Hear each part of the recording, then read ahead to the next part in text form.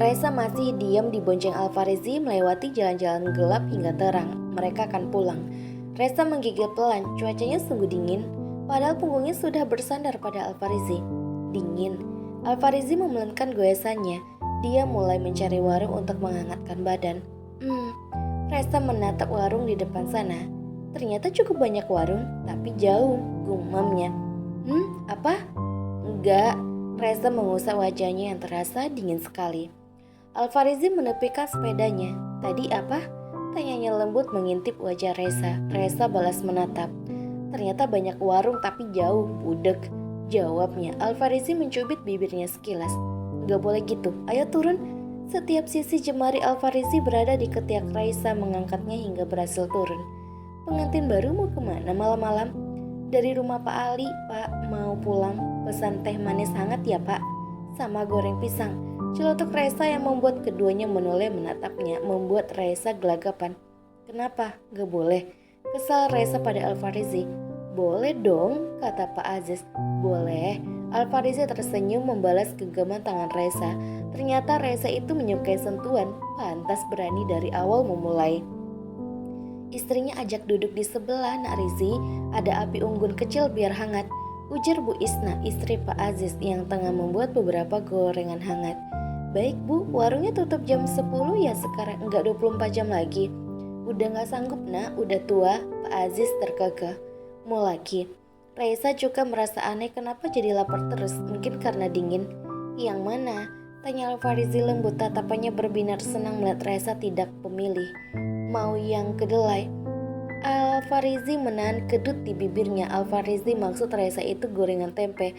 Alfarizi juga suka, apalagi hangat. Siap. Alfarizi mengusap minyak di bibir bawah Raisa lalu beranjak. Raisa melanjutkan sisa makanannya. Dia tidak peduli lagi tentang diet, gemuk dan apapun itu. Perutnya akan berubah menjadi karet yang bisa menampung apapun. Tak lama Alfarizi datang. Raisa tersenyum cerah. Ternyata begini rasanya menikmati makanan tanpa berpikir kalori. Alfarizi sampai terpesona melihat senyum tulus yang terkesan polos itu. Raisa mulai terlepas topeng angkuhnya. Mau yang pisang? Katanya kedelai. Alfarizi rasanya kenyang melihat Raisa makan. Suka pisang ternyata, lanjutnya. Raisa mendekatkan wajahnya ke wajah Alfarizi sampai Alfarizi menjauh kaget. Suka punya lo juga. Lalu tersenyum menyebalkan dan segera makan lagi dengan kepanasan. Wah, panas. Raisa merasa bodoh karena terlalu semangat menumpuk lemak. Alfarizi segera memasukkan 2 jemari mulut Raisa, mengeluarkan pisang goreng panas itu. Ih, ngapain? Amuk Raisa. Udah malam, tegur Alfarizi lalu meniup gorengan bekas gigitan Raisa. Jorok gak mau. Raisa pun meniup pisang goreng di atas kertas polos itu, mulai menggigitnya lagi. Alfarizi memasukkannya ke dalam mulut lalu mengunyahnya santai. Raisa berhenti mengunyah melihat itu. Enggak jijik. Alfarizi hanya tersenyum lembut di sela kunyahannya. Alfarizi menatap Raisa yang memeluk dan terus merapat padanya. Tidur Raisa begitu nyenyak. Apa dingin? Gumam Alfarizi sambil membenarkan selimut di kaki Raisa hingga atasnya lalu kembali memeluknya lagi. Hangatnya punya istri, apalagi hari ini Raisa mulai menunjukkan rasanya meninggal di sini, mulai akrab dengan Aisyah bagai ibu dan anak. Aisyah tidak selayu saat awal-awal Raisa datang. Alfarizi senang, dia pun memilih tidur. Hingga pagi tiba, Alfarizi mengernyit dan membuka matanya. Raisa tidak ada di samping tapi di bawah sana, seperti dihisap. Alfarizi membuka selimut dan Raisa tengah anteng menikmati lollipopnya di pagi hari yang bahkan matahari belum muncul. Gue bosan. Alfarizi tertawa pelan sekali sambil mengusap wajah. Sudah tidak terkejut lagi. Jika Raisa bosan pasti akan ke arah sana. Tapi dia suka. Jadi mau apa? Tanya Alfarizi lembut dan serakas bangun tidur. Raisa merangkak hingga duduk di perut Alfarizi tanpa memakai apapun. Kenapa gak pakai apa-apa? Alfarizi bertanya pelan walau agak kaget. Pemandangan yang sungguh indah. Mau mandi tapi airnya kayak air es. Raisa mendekatkan bukitnya ke mulut Alfarizi, menekan-nekannya. Alfarizi meremelek menerima keempukannya yang sesekali menindih wajahnya. Hingga Alfarizi menangkap puncaknya dan segera menghisapnya. Raisa merengkuh sebal. Jarinya mainin. Dia raih pergelangan tangan Alfarizi hingga telapaknya nemplok di sebelah bukitnya. Alfarisi tentu saja tidak keberatan menanggapi Reza yang selalu memulai dan mau.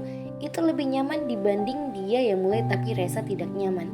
Alfarisi terkejut samar melihat Reza setengah duduk di wajahnya, memperlihatkannya ini posisi yang panas sekali. Reza pernah melakukannya dulu tanpa perasaan, tapi entah kenapa kini pipinya merona melihat wajah Alfarisi yang sedikit kaget itu membuatnya berdebar. Reza terlihat tidak terlalu berisik, meringis, jijik dan sebagainya. Dia ikut turun ke sawah yang katanya itu peninggalan dari mendiang ayah Alfarisi. Alfarisi hanya akan mengosongkan sawah, kelak membangun rumah atau kontrakan. Rencana awalnya sebelum menikah begitu. Tapi semenjak menikah dia tidak bisa fokus mengurus rencananya hingga berakhir terabaikan dan semalam Reza bertanya, apa dia punya sawah atau tidak? Mengingat banyak orang pergi ke sawah, jadi Reza pikir semua orang punya termasuk Alfarisi. Alfarisi pun menceritakan rencana yang terlupakan itu, dan pada akhirnya Reza ingin menanam buah-buahan, sayuran dan semacamnya, tiba-tiba meminta hal itu. Alfarisi tidak bisa menolak, apalagi itu kebaikan, siapa sangka Reza yang mau duluan memiliki sawah dan turun ke sawah juga. Ini benar istrinya Alfarisi? Tanya Alfarisi menggoda Reza yang kesusahan mencangkul tanah dengan skop kecil. Reza menoleh. Maaf, Anda salah. Jawabnya lalu mendengus. Lucu, dia berkeringat terus mencongkel tanah.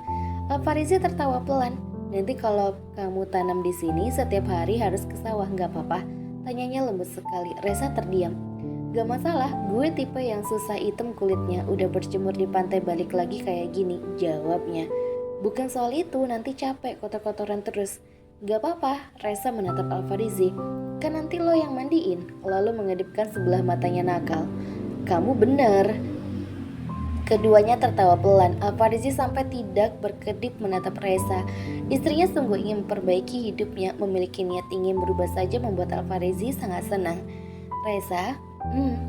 Reza menoleh sekilas sebelum fokus membuat lubang di tanah lagi. Kamu gak sendirian sekarang. Reza kembali menoleh terdiam sejenak agak tersentuh mendengarnya. Ia tahu kan ada suami yang tititnya enak. Lagi-lagi mengedipkan sebelah mata genit dengan lidah terjulur menjilat bibirnya sendiri. Shh, nanti ada yang dengar. Tegur Alfarisi agak kaget namun diakhiri tawa pelan. Dasar Reza. Alfarisi membersihkan gubuk yang sering dipakai beberapa petani di sekitar sawahnya itu. Sudah lama dia tidak duduk di sini. 7 tahun yang lalu mungkin, sebelum ayahnya sakit-sakitan. Udah bersih, saya duduk, ajak Alfarisi. Kita tunggu ibu bawa makan siang kita. Lanjutnya sambil menatap wajah Reza yang memerah. Memang dasar bule, terlihat jelas memerahnya. Alfarisi yakin jika dirinya juga merah, tapi tidak terlihat seperti sejelas Reza. Panas ya?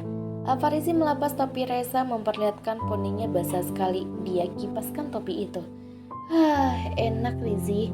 Desanya yang membuat Alfarisi agak salting saking terdengar tak asing. Alfarisi menggulung senyum. Dirinya sendiri sudah mulai tercemar.